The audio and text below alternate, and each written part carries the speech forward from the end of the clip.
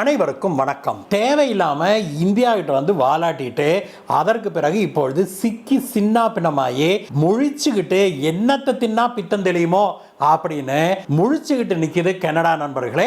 இப்படி சிக்கிட்டு நிக்கிற கனடாவை நடு வீதிக்கு இழுத்து நார் அடிச்சிருக்கிறாரு நம்முடைய வெளியுறவுத்துறை அமைச்சர் திரு ஜெய்சங்கர் அவர்கள். கனடால என்ன நடந்தது, இந்தியா தொடர்பாக கனடா எந்த வகையில இப்பொழுது பேரை கெடுத்துக்கிட்டு நாரி போய் நிற்குது, இதை பற்றி தான் இன்னைக்கு பார்க்க போறோம் நண்பர்களே. வாங்க.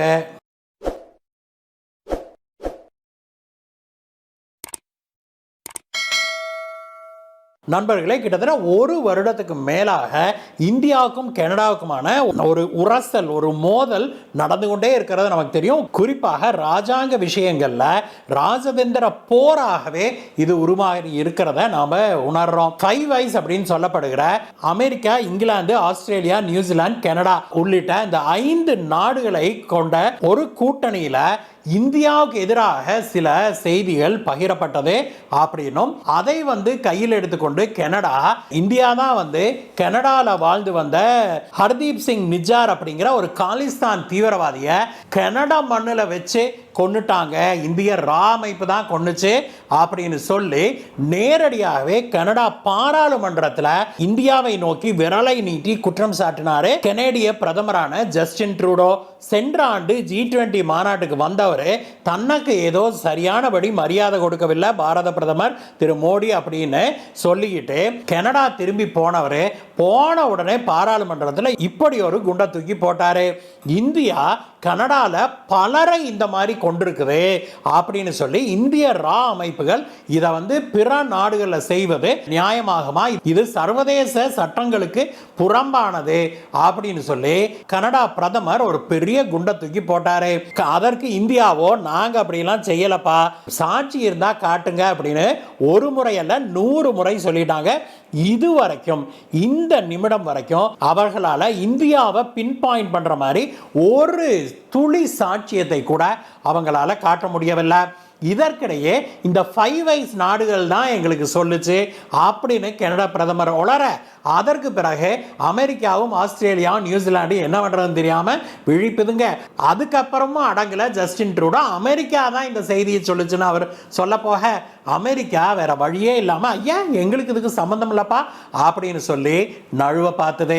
அதற்கு பிறகு இந்தியாவில் தேர்தல் நேரம், தேர்தல் ஜுரம் பற்றி கொண்டு எரியுது. இந்தியாவில் மீண்டும் பாரத பிரதமராக திரு நரேந்திர மோடி அவர்கள் தான் வருவாரு அப்படின்னு இந்தியா மட்டுமல்ல உலகமே உறுதியாக நம்புகிற இந்த காலகட்டத்தில் மேற்கத்திய நாடுகள் மீண்டும் பிரதமராக மோடி அவர்கள் வந்தாரு அப்படின்னா இந்தியாவையெல்லாம் கையில் பிடிக்க முடியாப்பா, இந்த 10 வருஷத்துல இந்தியாவை எங்கேயோ கொண்டுட்டு போயிட்டார் மனுஷன், அடங்கி ஒடுங்கி நாம அப்படின்னா தும்மிட்டு கிடந்த இந்தியா, பயந்து நடுங்கி மூளையில் ஒழிஞ்சுக்கிட்டு இருந்த இந்திய அரசு, காங்கிரஸ் தலைமையிலான இந்திய அரசுகள் எல்லாம் மாறின பிறகு இப்பொழுது பிரதமர் மோடி தலைமையிலான அரசு அதற்கு நேர எதிர்ப்பதமாக நாம அப்படின்னா பலன்னு அறிஞ்சிடறாங்க. என்னடா இது அக்கிரமமா இருக்குது, இப்பயே நிலைமை இப்படி இருக்குது, இதுல இந்தியாவுடைய பொருளாதாரம் வேற பயங்கர கிடுகிடுன்னு உயர்ந்துகிட்டு இருக்குது, இந்தியாவுடைய ராணுவ வலிமை பயங்கரமா உயர்ந்துகிட்டு இருக்குது. கடந்த 50 ஆண்டுகள்ல சீனாவை அடித்து சீன வீரர்களை கொன்ற ஒரே நாடாக, முதல் நாடாக இந்தியா தான் உருவெடுத்திருக்குது. இந்தியாவிடம் வாலாட்ட முடியாம சீனாவே விழிபதுங்கி நிக்குது. இப்படிப்பட்ட சூழ்நிலையில இந்தியாவில் மீண்டும் பிரதமராக மோடி அவர்கள் வந்துட்டாரு அப்படின்னா இந்தியாவை நம்மளால அடக்க முடியாமையே போயிருமோ அப்படிங்கிற அச்சத்தில் இந்த 5 ஐஸ் நாடுகள் இருக்குது இல்லையா, அதுகெல்லாம் மீண்டும் இந்தியாவை பற்றி அவதூறு பரப்ப ஆரம்பிச்சாங்க, மோடி அவர்களை பற்றி அவதூறு பரப்ப ஆரம்பிச்சிருக்காங்க. குறிப்பாக அமெரிக்கா வாஷிங்டன் போஸ்ட் பத்திரிகையில் சில ஆர்டிகிள்ஸை பிளான்ட் பண்றாங்க. அதாவது அந்த நாட்டு அரசாங்க அதிகாரிகள் அன்அஃபிஷியலாக சில தகவல்களை கசிவிடுறாங்க. அதுல அமெரிக்காவில் வாழ்கிற இன்னொரு காலிஸ்தானி தீவிரவாதியான பன்னூனை கொல்வதற்கு இந்தியா ஆள் அனுப்புறாங்க. நாங்க ஸ்டிங் ஆபரேஷன் வச்சு அப்படிக்கா ஆளுகள் எல்லாம் நாங்க அலாக்கா தூக்கிட்டோம் அப்படின்னு சொல்லி அமெரிக்கா இன்னொரு குண்டை வேறு விதமாக தூக்கி போட்டது. இந்த முறை எங்ககிட்ட எவிடன்ஸ் எல்லாம் இருக்குப்பா அப்படின்னு சொல்லி அமெரிக்கா சொல்லுச்சு. அதற்கும் கூட இந்தியா ரொம்ப கூலாக ரைட்டு, எவிடன்ஸை காட்டுங்க அப்படின்ட்டாங்க. அமெரிக்கா வந்து இது வரைக்கும் நேரடியாக அரசு மூலமாக இன்னார் தான் பிரச்சனை பண்ணாங்க, அதிகாரிகள் இந்த அதிகாரி இதை செய்தாரு அப்படின்னு அரசு சொல்லவே இல்லை. மாறாக அரசு அதிகாரிகள் பத்திரிகை மூலமாக அன்அபிஷியலாக சிலருடைய பெயரை அங்கங்க தூவிட்டு போயிருக்கிறாங்க. இதையெல்லாம் பண்ணுனா இந்தியாவை அடக்கி வைக்க முடியும், மோடி அவர்கள் தோத்து போயிடுவாரு அப்படின்லாம் கனவு கொண்டு இருக்கிறாங்க மேற்கத்திய நாடுகள். இதை பற்றி நம்முடைய ஜெய்சங்கர் அவர்கள்ட்ட கேட்டபோது ரொம்ப கூலா சொன்னாரு, பல வெளிநாடுகள் வந்து இந்திய தேர்தலில் தாங்களும் பங்கேற்கிறோம் அப்படின்னு கனவு கண்டுகிட்டு இருக்கிறாங்க. இந்திய தேர்தலில் இந்திய மக்கள் மட்டும்தான் பங்களிக்க முடியும், இந்திய தேர்தலில் இந்திய மக்கள் மட்டுமே வாக்களிக்க முடியும். அதுவும் எப்படி, நாமெல்லாம் போலிங் பூத்துக்கு போய் தான் வாக்களிக்க முடியும். எங்கேயோ உட்காந்துக்கிட்டு நம்முடைய முன்னணி நடிகை ஜோதிகா அவர்கள் சொன்னது போல நான் வருஷம் ஓட்டு போடுவேன், ஆன்லைன்ல எல்லாம் ஓட்டு போடுவேன் அப்படின்னு புது கதையெல்லாம் கட்டினார் இல்லையா, அந்த மாதிரிலாம் யாரும் ஓட்டு போட முடியாது. அது இந்தியாவில் இருக்கிற சின்ன பிள்ளை கூட தெரியும். அன்பார்ச்சுனேட்லி ஜோதிகா அம்மையாருக்கு அது தெரியாதது துரதிருஷ்டமே. என்ன திமுக ஆட்சி இல்லாமல் அதிமுக ஆட்சியாக இருந்திருந்தா அல்லது வேற யாராவது ஆட்சியாக இருந்திருந்தா இந்நேரம் எத்தனையோ விஷயங்களுக்கு பொங்கிட்டு வந்திருக்கோம் அந்த அம்மா. இப்போ எல்லாம் வாய் மூடிட்டு இருக்குது. சரி, அதை விடுவோம், கனடா விஷயத்துக்கு வருவோம் மறுபடியும். இப்படி சூழ்நிலை இருந்து கொண்டிருக்க கனடாவில் வந்து இந்தியா கொலை செய்தது அப்படின்னு சொன்னாங்களே அந்த நிஜாரை, அந்த ஹர்தீப் சிங் நிஜாரை கொன்றார்கள் அப்படின்னு 3 சீக்கியர்களை கைது செய்திருக்கிறாங்க. அவர்கள் மூவருமே 20 சொச்சம் வயதுடையவர்கள் தான், இளைஞர்கள், மூவருமே சீக்கியர்கள், மூவருமே இந்திய பிரஜா உரிமை பெற்றவர்கள். அவர்கள் வந்து கனடால படிச்சுக்கிட்டு இருக்கிறாங்க, சிறு சிறு வேலைகளை செய்து கொண்டிருக்கிறாங்க அப்படிங்கிற விஷயம் மட்டும்தான் கனடா வெளியில சொல்லி இருக்குது. இந்த மூவரையும் அரெஸ்ட் பண்ணி இவங்க 3 பேர் தான் நிஜாரை கொண்டாங்க அப்படின்னு கனடிய போலீஸ் தகவலை வெளியிட்டு இருக்கிறாங்க. இது பற்றி அந்த நாட்டு பத்திரிகையாளர்கள் கனடா அதிகாரிகள் கிட்ட கேட்டபோது அவர், ஆமா நாங்க 3 பேர்த்த அரெஸ்ட் பண்ணியிருக்கிறோம், இந்த 3 பேர் தான் வந்து நிஜாரை கொண்டாங்க, ஆனா இது போக வேற யாராலும் இருந்தாலும் இருக்கலாம், அதை பற்றிய தகவல்கள் தெரிஞ்சதுன்னா நாங்க பின்னாடி சொல்லுவோம் அப்படின்னு சொல்லி மழுப்பலாக ஒரு பதில் சொல்ல, அங்க இருந்த பத்திரிகையாளர்கள், ஏங்க இந்தியாவுக்கு இதுக்கு நேரடி தொடர்பு இருக்குதுன்னு சொன்னீங்களே, அமைப்புக்கு இதுக்கு நேரடி தொடர்பு இருக்குன்னு சொன்னீங்களே, அப்படியா, அதுக்கான ப்ரூஃப் இருக்கா, அதை கண்டுபிடிச்சிட்டீங்களா அப்படின்னு சொன்ன போது அவர் வேற வழியே இல்லாம மீண்டும் முதல்ல சொன்ன பதிலே சொல்றார், இந்த 3 பேர்த்த நாங்க அரெஸ்ட் பண்ணியிருக்கிறோம், மூவரும் இந்திய நாட்டு பிரஜைகள் தான், வேற யாருக்காவது இதுல தொடர்பு இருக்கா அப்படின்னு தகவல் கிடைச்சதுன்னா நாங்க சொல்றோம் அப்படின்னு சொன்னாரு. மொத்தத்தில் என்ன தெரியுது அப்படின்னா, இந்தியாவுக்கும் இதற்கும் நேரடி தொடர்பு எதுவும் இருப்பதாக கனடாவால் ப்ரூவ் பண்ண முடியவில்லை அப்படிங்கிறதா உண்மை.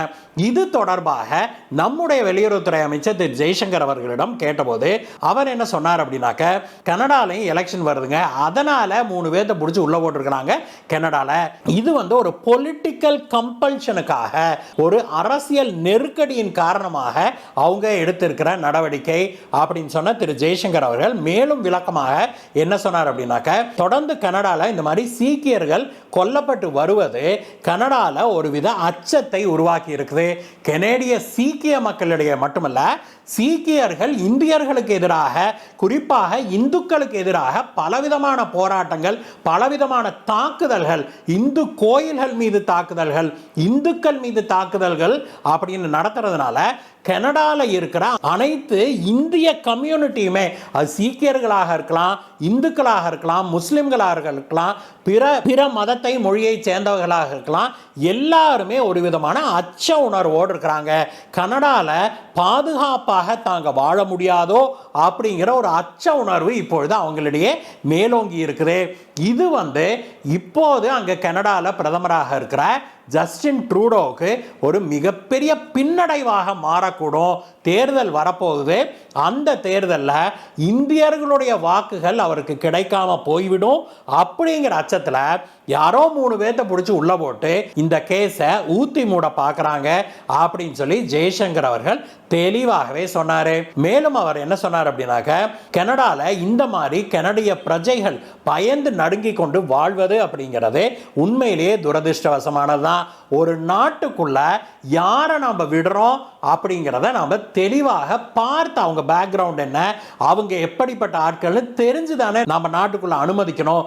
அப்படி இல்லாம அவங்க வந்து ஒரு டூபியஸ் கேரக்டர், ஒரு கிரிமினல் பேக்ரவுண்ட் இருக்குது, அவங்க தீவிரவாத நடவடிக்கைகள்லாம் ஈடுபட்டிருக்கிறாங்க பிற நாடுகள் இந்தியா உள்ளிட்ட பிற நாடுகள் அவர்களுக்கு தடை விதிச்சிருக்குது அப்படின்னுலாம் தெரிஞ்சும் கூட அவங்கள நாட்டுக்குள்ள விடுறது, போலி பாஸ்போர்ட் எடுத்துக்கிட்டு நாட்டுக்குள்ள வந்தவங்களுக்கு அசைலம் கொடுக்குறேன் அப்படின்னு சொல்லி அவங்கள அனுமதிக்கிறது, அந்த நாட்டில் வாழ விட்டு அவங்களுக்கு பிரஜா உரிமை கொடுக்கிறது, இப்படி தேவையில்லாத ஆணிகளை எல்லாம் சேர்த்திக்கிட்டு இருந்தா அந்த நாட்டுக்கு அப்புறம் குத்துது கொடையுதுன்னு அழுகாம என்ன இனிக்கவா செய்யும் அப்படின்னு பொருள்படும்படியாக நம்முடைய வெளியுறவுத்துறை அமைச்சர் திரு ஜெய்சங்கர் அவர்கள் அழகாக ஜஸ்டின் ட்ரூடோவை அப்படியே தரன்னு நடுத்தெருவுக்கு இழுத்து வச்சு நார் அடிச்சிருக்கிறாரு மனுஷன்.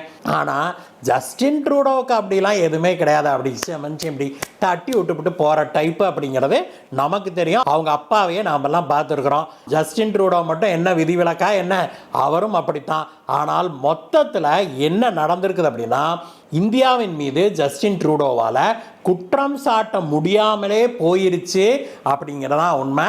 சீக்கியர்கள் அவர்களுக்குள்ளே நடக்கிற சண்டை சச்சரவுகளை இந்தியாவின் மீது பழியை போட்டு இவர் ஜஸ்டின் ட்ரூடோ சீக்கியர்களுடைய வாக்கை பெறுவதற்கு முயற்சிக்கிறாரு அப்படின்னும், ஆனால் அது பயங்கரமாக பேக் ஃபயர் ஆயிடுச்சு இப்போ அப்படிங்கிறதும் தெளிவாக தெரியுது. ஒரு பக்கம் இந்த அரசாங்கம் வந்ததுலேருந்து நமக்கு பாதுகாப்பு இல்லையப்பா அப்படின்னு சீக்கியர்கள் அஞ்சு நடுங்க, காலிஸ்தான் தீவிரவாதிகள்லாம் அந்த பக்கம் இந்துக்கள் மீதும் பிற இந்தியர்கள் மீதும் தாக்குதல் நடத்துறதுனால அவர்களும் ஐயா இந்த ஜஸ்டின் ட்ரூடோ வந்ததுலேருந்து நாம் நிம்மதியாக வாழ முடியலையே, நாம் இந்த காலிஸ்தான் தீவிரவாதிகளை கண்டு பயந்துகிட்டு இருக்க வேண்டியதாக இருக்குது, நம்ம கோயிலெல்லாம் போட்டு உடைக்கிறானுங்களே, இனிமே இந்த ஜஸ்டின் ட்ரூடோக்கு ஓட்டு போடக்கூடாது அப்படின்னு அவர்களெல்லாம் ஒரு முடிவுக்கு வர மொத்தத்தில் உள்ளதும் போச்சடா நொல்லக்கண்ணா அப்படின்னு ஜஸ்டின் ட்ரூடோவுக்கு இருந்த இந்திய வாக்கு வங்கி அப்படியே கை நழுவி போய்விட்டது அப்படிங்கிறதா உண்மை. விரைவில் அங்கே தேர்தல் வரப்போகுது. அப்பொழுது கனடா மக்களே ஜஸ்டின் ட்ரூடோவை இழுத்து வச்சு நடுத்தெருவில் வச்சு நாரடிக்க போகிறாங்க அப்படிங்கிறதா உண்மை. அந்த நாளை ஆர்வமாக மிகவும் ஆவலோடு நாம் எதிர்பார்த்து காத்திருக்கிறோம். இந்த வீடியோவை பற்றிய உங்களுடைய கருத்துக்களை சொல்லுங்கள் நண்பர்களே. மீண்டும் உங்களை வேற ஒரு வீடியோ சந்திக்கிறேன். பாய் பாய்.